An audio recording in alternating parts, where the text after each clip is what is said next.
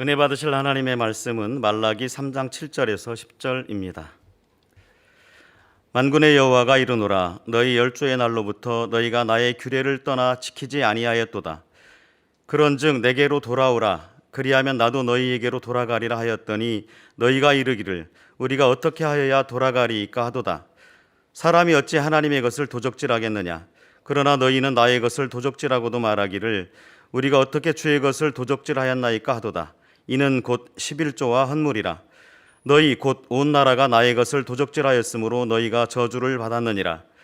만군의 여호와가 이르노라. 너희의 온전한 11조를 창고에 들여 나의 집에 양식이 있게 하고 그것으로 나를 시험하여 내가 하늘문을 열고 너희에게 복을 쌓을 곳이 없도록 붙지 아니하나 보라. 아멘. 임마누엘 성가대의 찬양과 니시 오케스트라 연주 후 당회자님의 설교, 온전한 11조와 헌물 두 번째 말씀을 듣겠습니다. 사랑하는 성도 여러분, 전 세계 및 전국의 지교회 성도 여러분, 지성전 성도 여러분, 전 세계 인터넷을 통해 예배 드리는 모든 성도 여러분, GCN 시청자 여러분, 온전한 11조와 헌물 두 번째 시간입니다. 지난 시간에는 11조의 개념과 유래, 11조를 하는 이유에 대해 살펴보았습니다. 11조란 소득의 10분의 1을 하나님의 것으로 구별하여 드리는 것입니다. 이는 이스라엘 백성들이 출애굽한 후에 하나님께서 주신 규례이지요. 그런데 어떤 사람들은 11조가 구약시대의 율법일 뿐 신약시대에는 굳이 지킬 필요가 없다고 말하기도 합니다. 과연 그럴까요? 물론 오늘날 구약시대의 모든 율법을 그대로 지키는 것은 아닙니다. 그러나 하나님께서 주신 율법에 담긴 뜻은 사라지는 것이 아니죠. 지키지 않는다고 하는 것은 예를 들어 신약시대에는 성령을 받은 그래서 마음에 할례할 수 있는 그러한 것이기 때문에 구약에는 눈은 눈으로, 이는 이로 이런 말씀도 신약에 와서 우리 주님 원수까지도 사랑하라 이렇게 이제 변한 것들이 있죠. 이런 것을 말하는 것입니다. 자, 마태복음 5장 17절에 예수님께서 말씀하십니다. 내가 율법이나 선지자나 폐하러 온 줄로 생각지 말라. 폐하러 온 것이 아니요 완전케 하려 함이로다. 율법은 오히려 신약시대에 더 온전하게 지켜야 하고 또한 온전하게 지킬 수가 있습니다. 바로 율법대로 행하는 형식뿐 아니라 율법에 담긴 의미를 깨달음으로써 더 중요한 마음을 담아 온전하게 지킬 수가 있지요. 11조 또한 마찬가지입니다. 신약시대라 해서 율법을 폐할 것이 아니라 11조에 담긴 하나님의 뜻을 알아 더 온전히 지켜야 하지요. 마태복음 23장 23절에 보면 예수님께서 외식하는 서기관들과 바리새인들을 책망하십니다. 화 있을진저 외식하는 서기관들과 바리새인들이여, 너희가 박하와 회향과 근처의 11조를 들이되 율법의 더 중한 바 의와 인과 신은 버렸도다. 그러나 이것도 행하고 저것도 버리지 말아야 할지니라 말씀하셨죠.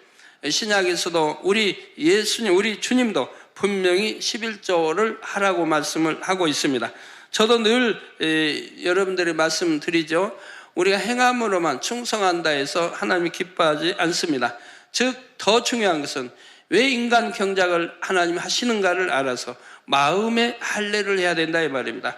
내 마음에 악은 모양이라도 버리고 더 성결되고 그래서 영으로 온영으로 들어가면서 아버지 앞에 또 온전히 충성하는 이것을 겸해서 해야 된다고 늘 강조를 하고 있지 않습니까? 더 중요한 거 의와 신, 즉 마음에 할례하지 아니하고 충성만 한다면 아무 의미가 없는 것이라 이 말입니다. 마음의 할례가 더 중요하니 마음의 할례와 함께 또 충성을 해야 한다고 늘 강조해 왔습니다. 자, 우리 주님 분명히 말씀합니다. 이것도 행하고 저것도 버리지 말아야 할지니라. 즉 11조를 들이대 의와 인과 신, 곧 하나님께 대한 사랑과 정성을 더하여 규례를 두신 목적에 맞게 드리라는 말씀입니다. 11조를 드리는 목적이 무엇입니까? 가장 근본적인 이유는 바로 하나님께 대한 믿음과 사랑을 표현하기 위함이지요. 오늘도 이 점을 명심하시고 모든 말씀을 은혜로 들으시기 바랍니다. 이 시간에는 11조를 드릴 때 왜 축복을 받는지 좀 더 구체적으로 말씀드리겠습니다. 말씀이 큰 은혜와 능력이 되어서 축복의 간증이 넘치시기를 주님의 이름으로 축원합니다. 사랑하는 성도 여러분, 11조는 우리의 소득은 물론 모든 물질에 대한 주권이 창조주 하나님께 있음을 인정하고 믿는다는 표현이라 했습니다. 또한 이 땅에 사는 동안 우리의 생명과도 같은 물질을 드림으로써 하나님께 대한 사랑을 표현하는 것이지요. 결국 11조는 주일 성수와 함께 우리가 하나님의 자녀임을 증거하는 행위입니다. 또 내가 믿음이 있다고 하나님 앞에 증거하는 행위인 것입니다. 11조는 이런 의미를 담고 있기 때문에 구원과도 상관이 있다 했지요. 11조를 하지 않는 것은 하나님의 것을 도적질하는 것이라 말씀합니다. 하나님의 것을 도적질할 마음이라면 당연히 구원받기는 어렵지 않겠습니까? 더군다나 만군의와 하나님의 것을 도적질하니 도적 중에도 대도적이 되는데 어떻게 구원을 받겠습니까? 물론 11조를 하지 않는다고 해서 무조건 구원받지 못하는 것은 아닙니다. 사랑과 공의의 하나님께서는 각 사람의 믿음의 분량을 고려해 주십니다. 육으로도 갓난 아이는 너무 어려서 자신이 부모의 것으로 먹고 입는 줄을 알지를 못합니다. 갓 주님을 영접한 믿음의 1단계 성도들도 마찬가지입니다. 아직 이런 것을 분별할 단계가 아니기 때문에 하나님께서도 이를 참작해 주시죠. 이게 이제 갓 주님 영접해서 말씀 진리도 듣지 못하고 알지도 못하는데 또 믿음도 갖지 못했는데 하나님의 영혼을 불러가신다고 하면 그것 까닭에도 11조 하지 않았다고 구원받지 못하게 하는 건 아니라 이 말입니다. 그건 어린아이라 이 말이에요. 같은 어린아이와 같게 인정하시기 때문에 그런 경우는 부끄러운 구원이나 구원받아 낙원에라도 가는 것이라 이 말입니다. 근데 2단계의 믿음을 가진 성도들도 말씀대로 순종하려고 하기는 하지만 순종해서 드릴 때도 있고 드리지 못할 때도 있습니다. 온전하지는 않지만 하나님께서는 그래도 순종하려는 마음을 보시고 구원의 길로 인도해 주시지요. 그런데 믿음의 3단계 이상의 성도가 드리지 않는다면 구원받기가 심히 어렵습니다. 지금까지 하나님의 말씀을 들었기에 하나님의 뜻을 밝혀야 합니다. 또 11조를 드릴 때 주시는 축복도 체험해 보았을 것이고요. 또 들어서 압니다. 또 교회에서 권찰이든 직분자라고 한다면은 믿음이 그래도 있다고 인정하기 때문에 주었을 것입니다. 또 여러분이 세례를 받았다. 그러면은 믿음이 있기 때문에 세례를 받았을 것이고요. 그런데도 드리지 않는다는 것은 믿음이 없다는 증거가 됩니다. 그렇다고 해서 믿음의 3단계 이상의 성도들만 11조를 드려야 한다는 것은 아닙니다. 믿음의 1, 2단계의 성도들도 당연히 11조를 드려야 하지요. 본 재단의 경우 11조에 대한 진리를 밝히 말씀드렸습니다. 또 하나님의 말씀을 믿을 수 있는 충분한 증거들을 보아오셨고요. 그러니 믿음이 어린 성도들이라도 마음만 있다면 얼마든지 드릴 수가 있습니다. 아직 어린아이 수준의 믿음이라 해도 말씀을 믿고 순종하면 하나님께서는 반드시 귀한 열매를 맺게 하시지요. 그 약속이 얼마나 참되면 시험해 보라고까지 말씀하셨겠습니까? 성도님들 중에는 학창 시절에 부모님 또는 선생님의 강요를 못 이겨 열심히 공부하신 분들이 있을 것입니다. 그 당시는 잘 몰랐지만 이제 성장해서 열심히 공부하는 것의 열매로 좋은 길이 열렸다면 참 잘했다 생각하게 되지요. 여러분 중에도 지금은 믿음이 어려서 온전한 11조를 드리는 것이 얼마나 중요한지 마음에 와 닿지 않는 분들이 있을 수 있습니다. 그럴지라도 순종하시면 축복입니다. 이후에는 참 잘했다고 느끼게 되지요. 그러므로 초신자나 새신자 분들이라도 말씀에 순종하고자 노력해 보시기를 바랍니다. 성도 여러분, 하나님께서는 사실 단지 구원의 차원에서 11조를 하라고 하시는 것이 아닙니다. 바로 사랑하는 자녀들에게 축복을 주시기 위해 11조를 드리라 명하신 것이지요. 그렇다면 왜 11조를 드릴 때 축복이 임한다고 말씀하실까요? 그 원리에 대해 구체적으로 말씀드리도록 하겠습니다. 어떤 분들은 소득이 적어서 또는 가난해서 11조를 할 수가 없다고 말합니다. 그러나 11조는 경제적으로 여유 있는 사람만 드리는 것이 아닙니다. 가난할수록 오히려 더 잘 드려야 합니다. 그래야 축복을 받지요. 우리 믿는 성도들은 진리를 바로 알아야 합니다. 11조를 드림으로써 더 어려워지고 가난해지는 것이 아닙니다. 반대로 11조를 드리지 않기 때문에 가난하다는 사실입니다. 성도님들 가끔 보면은 이제 그런 게 있어요. 내가 11조를 못 드렸습니다. 근데 너무 가난해서 못 드렸고 드릴 것이 없어서 못 드렸대요. 드릴 것이 없다면 수입이 없었는데 수입이 없으면 안 드려도 되죠. 수입의 10의 1조를 드리는 것이니까요. 그런데 수입이 없는 게 아니지 않습니까? 수입이 있어서 먹고 살았고 교통비도 했고 뭐 전기세도 냈는데 그런 거 저런 거 부채 먼저 갚다 보니까 10의 1조를 못 한다는 겁니다. 원래는 10이 하나님 건데 지난주에 설명했죠. 왜 하나님 건지. 하는 금도 내 것이요 은도 내 것이요 천하 만물이 다 하나님 창조하시고 우리에게 주신 것입니다. 또 햇빛도 주시고 물도 주시고 모든 걸 주신 것이라 이 말입니다. 거기에서 얻은 수입의 1만 드리라고 하는데도 그것도 내 것이라고 말한다 이 말이에요. 하나님 것이라는데. 그래서 먼저 수입에서 먼저 일을 떼서 하나님께 드리는 거예요. 그래서 항상 새 돈으로 좋은 새 돈으로 해서 하나님께 먼저 드리는 거예요. 그런데 뭐 가난해서 못 드립니다. 뭐 없어서 못 드립니다는 다 거짓말이 되는 것이지요. 가난할수록 더 열심히 심으면 부의 축복을 받을 것인데 본문 말씀 말라기 3장 9절에 하나님께서는 이스라엘 백성들에게 분명히 말씀하십니다. 너희 곧 온 나라가 나의 것을 도적질하였으므로 너희가 저주를 받았느니라. 즉 온전한 11조 하지 않는 것, 헌물하지 않는 것이 하나님의 것을 도적질했다고 말씀하고 있고 그러므로 인해 저주가 임했다고 말씀하죠. 제가 여러분들에게 늘 말씀하지 않습니까? 여러분들이 온전한 주일 지키고 온전한 11조 한 사람들은 교통사고를 당해도 차가 폐차를 돼도 지킴을 받는다고 늘 말씀했고 여러분들이 분명히 그렇게 체험하고 있다 이 말입니다. 즉 저주를 또 막아주시고 하나님이 나의 실수로 저주 임할 수 있는 것도 하나님 막아주시더라 이 말입니다. 저주가 임하지 않게 한다 이 말입니다. 그런데 이러한 것을 지키지 않음으로 하나님이 외면하시니 사단이 역사에서 저주가 임하더라 이 말입니다.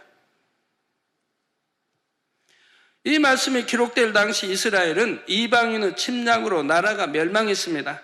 성전은 회파되고 백성들은 포로로 잡혀갔지요. 나중에 일부의 백성들이 그 땅으로 돌아와 성전과 예루살렘 성벽을 재건합니다.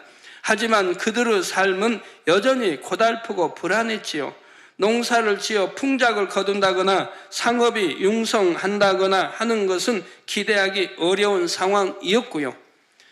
그러니 육적으로는 침략을 당해서 형편이 좋아질 만한 환경과 조건이 아니어서 등등 얼마든지 이유를 댈 수가 있습니다.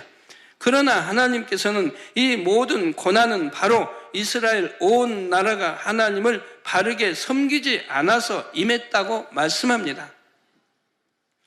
하나님의 것을 도적질함으로 저주를 받은 결과라고 하셨지요. 이처럼 가난은 단순히 사람이 게을러서 또는 환경이나 조건이 안 좋아서 오는 것만은 아닙니다. 영적으로 가난은 바로 죄로 인한 저주에서 비롯되었다는 사실입니다. 저주에는 크게 영적인 저주와 육적인 저주가 있습니다. 영적인 저주란 범죄함으로 인해 영혼이 영원한 사망, 곧 지옥에 이르게 된 것을 의미하지요. 육적인 저주란 육의 삶을 영위하는 데 있어 임한 모든 저주를 말합니다. 가난은 이 육적인 저주에 해당하지요. 창세기 3장 17절에 보면 하나님께서 범죄한 아담에게 내가 너더러 먹지 말라 한 나무 실과를 먹었은즉 땅은 너로 인하여 저주를 받고 너는 종신토록 수고하여야 그 소산을 먹으리라 말씀하셨지요. 여기서 땅은 우리가 사는 이 세상의 천지 만물을 다 포함합니다.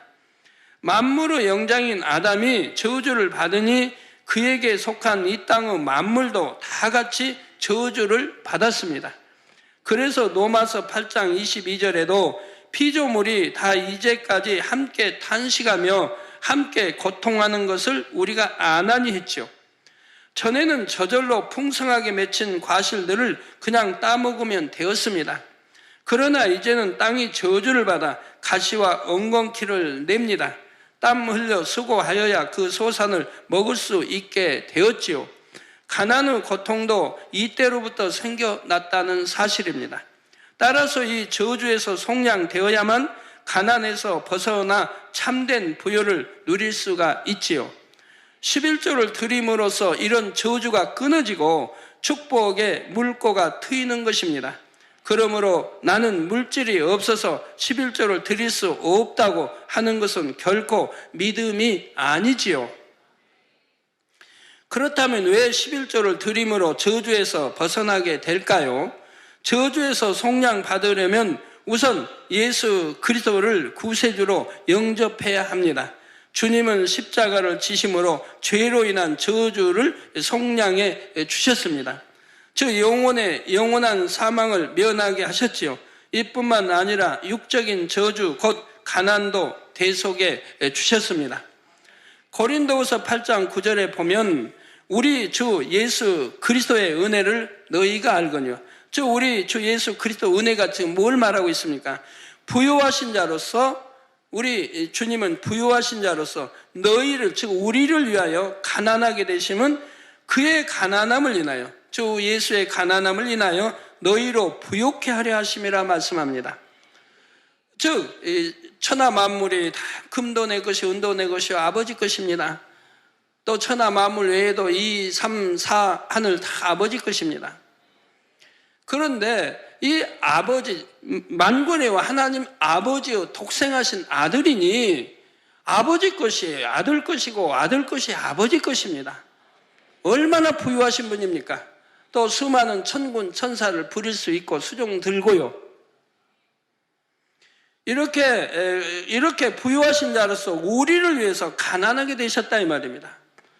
왜? 그의 가난은, 우리 하나님의 독생자 아들이 가난함으로 인해서 우리로 부요케 하려 하심이라. 즉 가난의 이 저주를 대속해 주시기 위해서 우리 주님이 가난하게 태어나시고 말구에 태어나시고 가난한 삶을 사셨다 이 말입니다.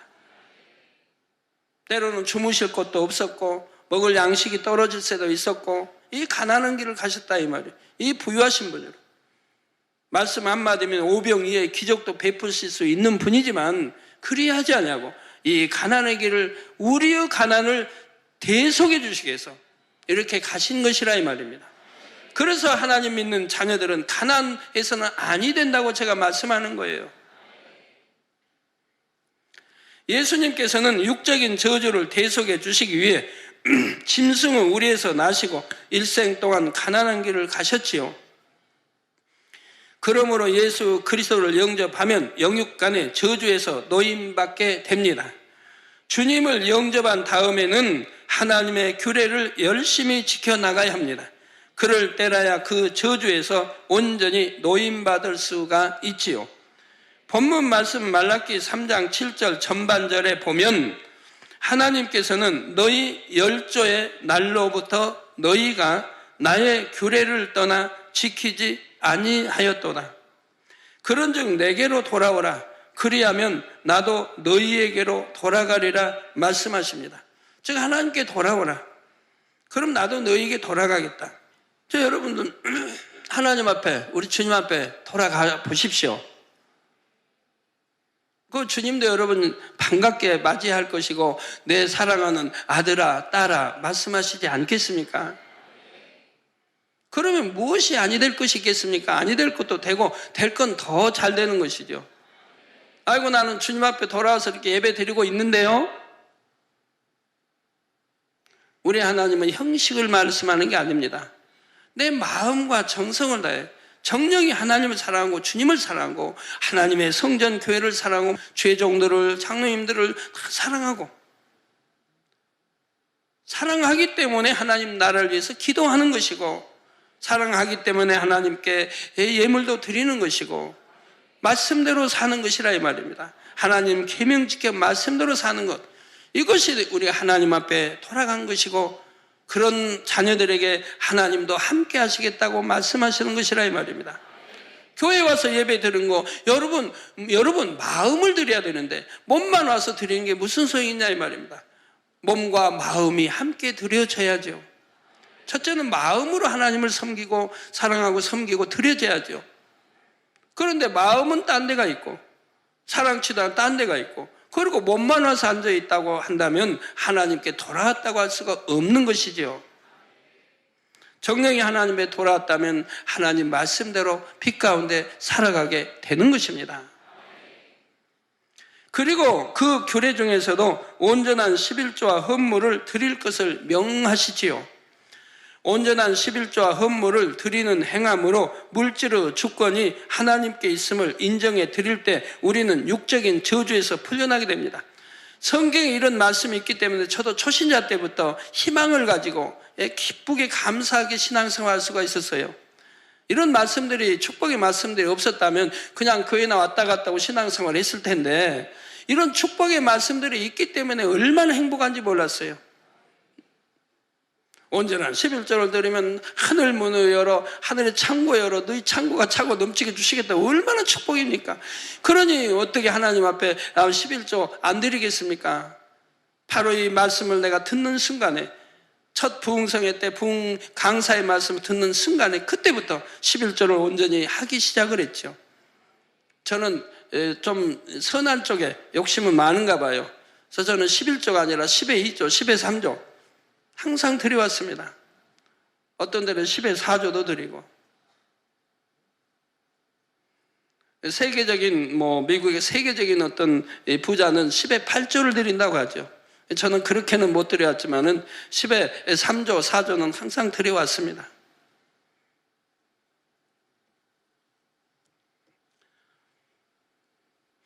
그리고 성경에 보니까 구약이고 신약이고 축복의 말씀이 많이 있더라 이 말이에요.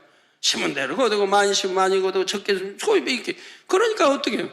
야, 내가 축복받으려면 열심히 심어야겠다. 이런 말씀들이 있기 때문에 희망이 생기더라 이 말입니다. 아니 그랬다면은 그냥 교회 다니고 구원받아 천국 가 아버지 일은 하지만 내가 축복을 받는다, 부유해진다 이런 건 생각을 못 했을 것이라 이 말. 아버지 말씀에 있기 때문에 희망이 생기더라 이 말입니다. 아, 내가 축복받으려면 이렇게 하면 되겠구나 하고 해나갔다 이 말입니다. 그럴 때 이 말씀대로 그대로 이루어지더라 이 말입니다.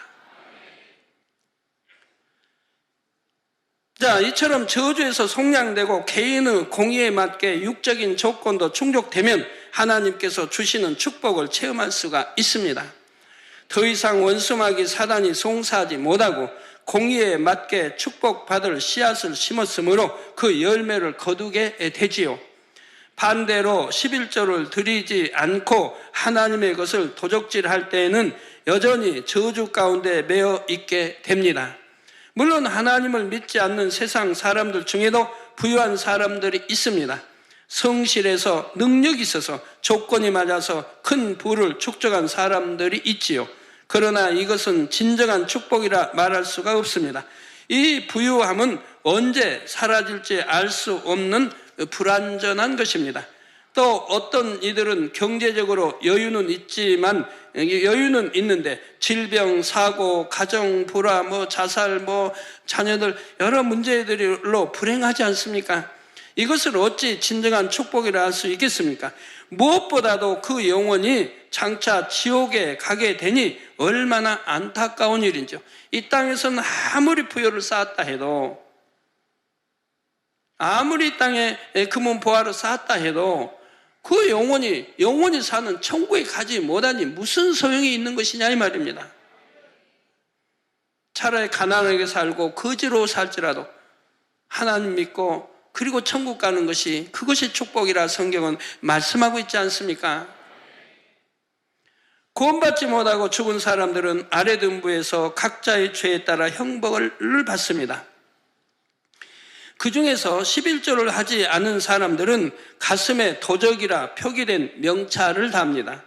의자에 양손과 발이 다 묶인 채 자신과 같이 11조를 도적질한 죄를 범한 사람들에 의해 돌로 맞고 축창 같은 것에 찔리는 형벌을 받습니다.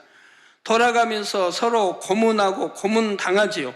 묶인 영혼이 피투성이가 되어 비명을 지르지만 아무도 자비를 베풀어 주지 않습니다. 이 묶인 영혼을 고문하지 않으면 자신들이 지옥사자의 채찍에 맞기 때문입니다.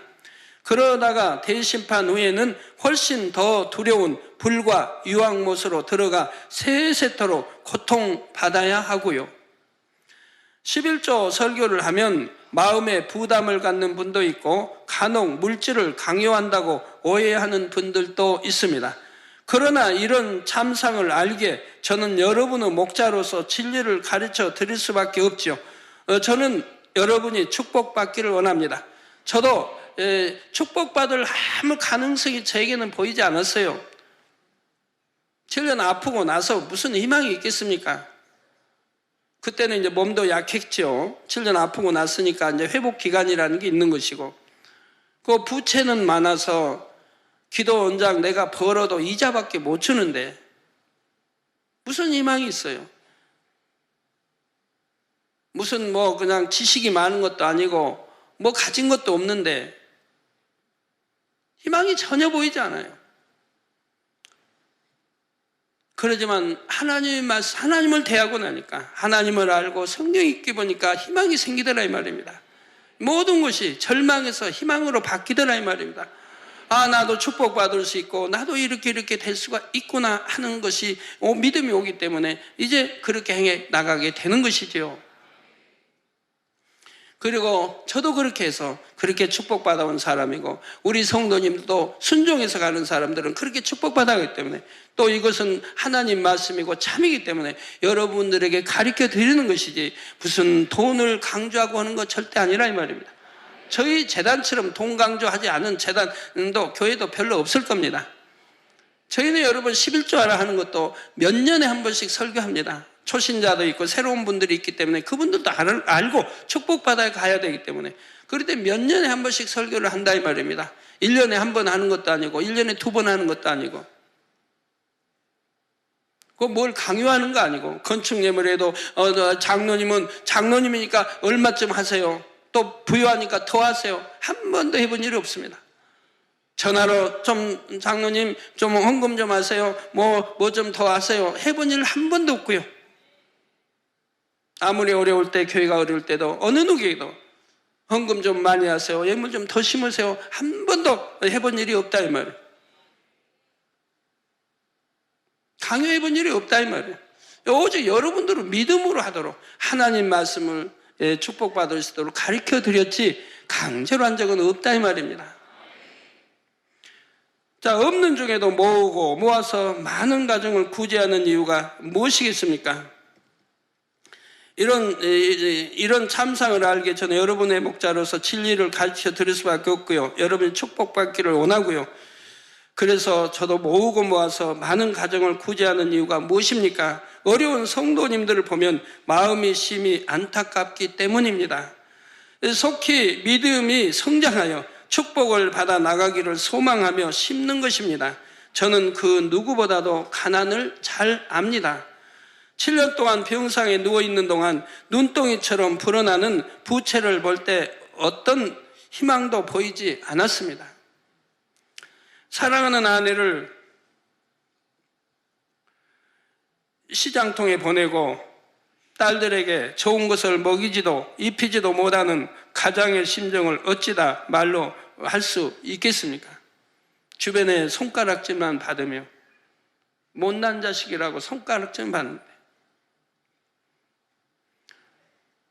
기도원장은 새벽같이 일어나, 바로 금호동에 새벽같이 일어나 중앙시장을 돌아 이제 물건 팔 거를 뛰어옵니다. 새벽장을 보니까요. 4시경에 나가서 중앙시장 가서 물건들을 사와요. 하루 팔 거를. 그래가지고 하루 종일 또 다지고 음식 만들고 다 해서 하고 밤 12시가 돼야 들어와요. 하루 일과 그거예요. 새벽 4시면 일어나 중앙시장 가고 시장 볼 거 가게 열 거 하고 그리고 또 밤 12시가 되면 들어오고 무슨 희망이 보이겠어요. 집에 들어오면은 남편은 누워있고 애들 거 피난민 전 애들이 입는 것처럼 아주 안 좋은 말로 하면 뭐 꼭 거지옷처럼 입고 사진 찍은 거 한 번 있더라고요. 옷 한 벌 제대로 사줘본 일 없고 여름에 더워도 아이스크림 한 번 제대로 사줘본 일 없고 그래도 아이들이 한 번도 불만하지 않았습니다. 이웃집에 누구는 뭘 입는데 뭘 먹는데 해본 일이 없어요. 기쁘고 감사하게 다 잘 자라 주었습니다. 그러나 주님을 만난 후로는 거짓말 같은 기적이 이어졌습니다. 모든 병이 깨끗이 치료됐습니다. 하나님 만난 첫날 치료받았고 또 그 몸이 회복되기 위해서 하나님이 노동일을 시키시며 좋은 사람 만나서 쉬엄쉬엄 힘들지 않게 하게 하시며 내 몸의 건강 회복될 때까지 또 연단해 가시는 걸 볼 수가 있었고요. 또한 오늘날 많은 축복도 받았지요. 물론 주님을 영접한 후에도 축복을 받기까지는 산동네 단칸방도 전전했고 노동벌이도 했습니다. 그럼에도 하나님을 만난 후에는 원금은 고사하고 이자를 갚기도 벅찬 부채가 조금도 힘겹게 느껴지지를 않았습니다. 없는 중에도 하나님께 드릴 수 있는 그 자체가 너무나 즐겁고 행복했지요. 기도 논장과 함께 있는 대로 드리고 또 드렸습니다. 왜? 이제 축복의 비결을 알았기 때문에 있는 대로 있으면 드리고 먼저 하나님께다 드리고 그리고 또 이자 갚아 나가고 저는 주님 영접하면서 한 번도 누가 아이고 원금 좀 깎아줬으면 이자라도 안 받고 원금만 달라고 했으면 이런 생각도 해보지 않았습니다. 왜? 분명히 벌어서 갚으려고 생각했기 때문에요. 사람이 선한 마음을 가져야 하는 것입니다. 내가 어려울 때 도와준 사람들 그 은혜를 잊지 말아야 하는 것입니다. 내가 이렇게 어려우니까 좀 봐주셔요. 좀 깎으면 안 됩니까? 이자 안 주면 안 됩니까?가 아닙니다. 어려울 때 도와줬으니 어찌하든 그 은혜를 갚으려고 해야죠. 그런데 내가 단에서 나온 말씀 불순종했기 때문에 어려움 겪는 거로 감사해야 되는 거예요. 하나님의 사람들은 다 감사했죠. 다윗이 잘못했을 때 하나님 주신 연단을 얼마나 감사히 잘 받아냈습니까? 욥도 마찬가지인 것이고 내가 불순종해서 온 것, 또 내가 사심과 욕심이 있어 온 것 이렇게 차라리 이런 일로 이렇게 이제 드러내서 이렇게 이제 됐으니까 감사해야 되는 거예요. 왜? 그러지 않고 내가 그대로 갔다면 결과가 어찌 나올까요? 욕심이란 자꾸 잉태되는 것이고 사심도 더 잉태되는 것이고 결국은 내 영혼이 잘 될 리가 없다 이 말입니다. 물질의 축복을 받았다 해도 잘 될 리가 없다 이 말입니다. 내 영혼이 잘 되지 못한 물질의 축복은 아무 소용이 없는 것이라 이 말입니다. 거품과 같은 것이라 이 말이에요. 내 영혼이 잘 되면서 하나님이 주신 축복이어야 이것이 참인 것이죠. 그리고 내가 잘못해서 받는 연단을 값지게 받아야 되는 거예요. 피하려고 하지 말고요. 내가 이렇게 부유해서 뭐 대학교도 보내고 있는데 이제는 내가 불순종의 어려움을 당했으면 내 자녀 이제 학비를 못 주니 그러면 할 수 없는 거예요. 아르바이트 하든 뭐 다른 돈을 벌든 그렇게 됐으면 할 수 없는 거예요. 아내는 일벌이를 나가야 되는 환경이라면 또 나가야 되는 것이고 남편이 그래서 어려웠다면 가정을 살리기 위해서 아내는 일벌이를 해야 한다면 해야 하는 것이고 근데 그걸 피하려고 하면 안 된다 이 말입니다. 아버지 이제는 앞으로는 정도를 쫓아가겠습니다. 정령이 말씀대로 살겠습니다. 욕심도 다 버리겠습니다. 하나님이 너 이제 됐다 합당하다 하실 때 마음의 주관을 해 가시지 않겠습니까? 축복된 길로 그렇게 해야 되는 것이라 이 말입니다. 저도 부유한 장로가 되어 하나님의 나라를 이루고 구제하는 것이 저의 꿈이었습니다. 그러나 하나님께서는 그 이상으로 이루어주셨습니다. 차고도 넘치는 축복을 주셔서 하나님의 뜻과 섭리를 이루어가게 하셨지요. 제가 최종 부름받기 전에는 이제 기도하면서 하나님 나 훌륭한 장로가 돼서 또 축복을 받아서 많이 가난한 사람들을 구제하고 또 연로하고 병든 분들 구제하고 이렇게 고아들을 돕고 이러면서 살기를 기도를 해왔어요. 근데 최종으로 부름을 받으니까 모든 것이 포기되잖아요. 내가 그동안 기도했던 것이 이렇게 이제 허사로 돌아가는구나 이런 생각이 들었어요. 제 소원은 정말 구제하고 싶고 어려운 분들 돕고 고아 과부를 돕고 싶었는데 그 소망이 끊어진 줄 알았어요. 그랬더니 지나고 보니까 끊어진 게 아니더라고요. 그 기도했던 거 그대로 응답해 주시더라고요. 하나님이 이렇게 축복을 해 주셨죠. 어찌하든 더 많이 드리려는 저와 드린 것에 더하여 30배, 60배, 100배 이상 넘치도록 주시는 하나님과의 사랑의 경주는 끝이 없습니다. 재미가 있어요. 하나님 말씀은. 말씀대로 지켜 행할 때 아버지 그 역사해 주시는 거 보면 참 재미가 있어요. 자, 이제는 여러분이 이런 축복의 주인공으로 나오셔야 하지 않겠는지요? 저만 받아도 되겠습니까? 우리 성도님들 정도를 쫓아 사는 분들 있습니다. 그분들을 축복받아 갑니다. 그분들만 받아도 되겠습니까? 여러분 전체가 다 받고 만민의 약도로는 가난한 성도 없어야 되죠. 다음 시간에는 온전한 11조를 드리는 방법에 대해 구체적인 사례를 들어 설명드리겠습니다.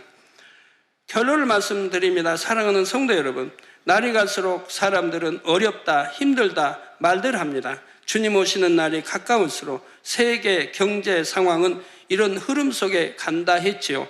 그러나 하나님의 자녀들은 오히려 이러한 때 하나님께 더 큰 영광을 돌리고 하나님의 나라를 이룰 수가 있습니다. 현실적으로 불가능한 것, 이것을 능히 이루어내는 것이 바로 믿음의 힘입니다. 하나님께서는 성경 속의 역사 속에 허다한 믿음의 증인들을 보여주십니다. 성경의 사르밧 과부는 대표적인 증인입니다.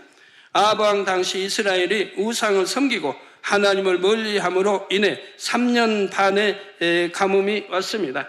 엘리야는 당시 자신을 죽이려고 하는 아합과 이세벨을 피해 숨어 다니는 상황이었지요. 하나님께서는 이런 엘리야를 이스라엘의 어떤 부유한 사람에게 보내신 것이 아닙니다. 누가복음 4장 26절에 엘리야가 그중 한 사람에게도 보내심을 받지 않고 오직 시돈 땅에 있는 사렙다의 한 과부에게 뿐이었으며 말씀한 대로 이방 땅 사르밧의 가난한 과부에게 보내셨죠. 왜입니까? 바로 이 과부는 순종할 수 있는 그런 중심을 가졌기 때문에 보내신 것이라 이 말입니다. 그런 선한 마음을 가졌기 때문에. 엘리야가 사르밧에 이르렀을 때 과부는 남은 가루와 기름으로 마지막 식사를 한 후 아들과 죽음을 준비하려 하고 있었지요. 이런 현실 속에서도 이 여인은 믿음으로 생명과도 같은 양식으로 하나님의 사람 엘리야를 공개했습니다. 그럴 때 하나님께서는 가뭄이 끝날 때까지 가루통과 기름병이 다하지 않는 놀라운 축복을 베풀어 주셨습니다. 바로 행한 대로 심은 대로. 그 마지막 먹고 죽을 양식을 심었다고 하는 것은 얼마나 크게 심었다는 걸 알 수 있지 않겠습니까? 이렇게 하나님의 사람에게 심으니 축복을 받는 것이에요. 그런데 여러분이 혹여 하나님의 사람에게 오히려 도와달라고 하는 건 아닌 것이라 이 말입니다. 축복 기도해달라고는 하는 것이지. 축복받을 그릇을 준비해서 축복 기도해달라고 하는 거예요. 여러분 축복 기도 받아도 그래요. 내가 정도를 거려야 돼요. 그래야 하나님 축복을 주시는 거예요.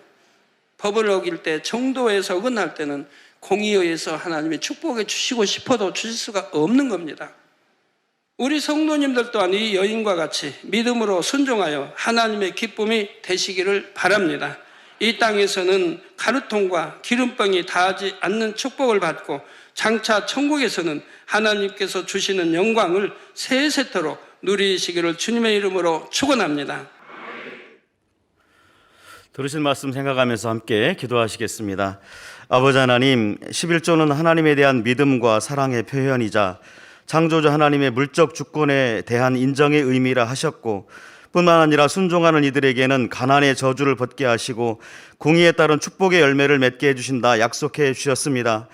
그러니 이렇듯 복 주시고자 율법을 주신 아버지 하나님의 마음을 깊이 헤아려 율법의 형식뿐 아니라 그 안에 담긴 의미와 의중을 깨우쳐 순종함으로 아버지께서 바라시는 온전한 축복과 구원에 이르는 모든 만민이 되도록 역사해 주옵소서. 감사드리며 우리 주 예수 그리스도 이름으로 기도하옵나이다. 아멘.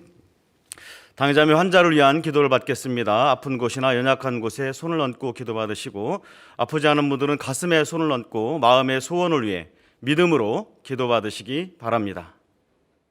할렐루야. 전능하신 사랑의 아버지 하나님, 이 시간 기도받는 모든 성도님들 위해 안수하여 주옵소서.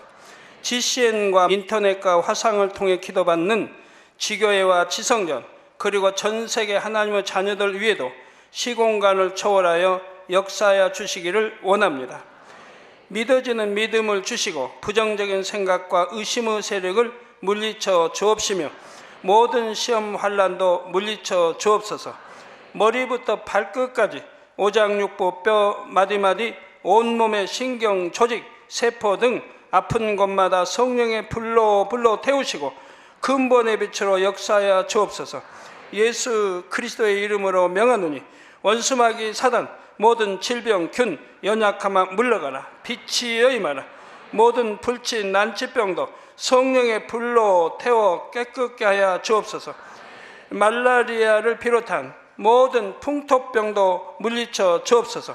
감기, 기침, 열, 몸살, 독감 등 각종 유행성 질병도 다 물러가라. 어떠한 유행성 질병 균도 틈타지 않게 지켜 주옵소서. 위암, 폐암, 간암, 유방암, 자궁암, 대장암, 피부암 등 각종 암과 에이즈, 백혈병, 뇌졸중, 고혈압, 저혈압, 심장병, 폐병, 위장병, 당뇨, 부인병, 피부병, 갑상선 질환과 모든 염증도 깨끗게 하여 주옵소서. 소아마비, 중풍, 관절염, 디스크도 온전케 하여 주옵소서. 요통, 두통, 신경통을 비롯한 모든 통증은 사라질지어다. 간질, 자폐증, 우울증, 조울증, 노이로제 등 모든 정신질환도 물러가라. 모든 마비된 것도 풀어지고 일어나 걷고 뛸지어다. 눈도 잘 보이게 하옵시고 귀도 잘 들리게 하여 주옵소서. 소경은 눈을 뜨고 기머거리는 들으며 벙어리는 말할지어다. 각종 사고, 후유증도 깨끗게 하시고 부러진 뼈도 붙여 주옵소서. 화상 입은 것도 온전케 하옵시고 화기암 물러가라. 열도 물러가라. 아버지 흉터 나지 않게 역사해 주시기 원합니다.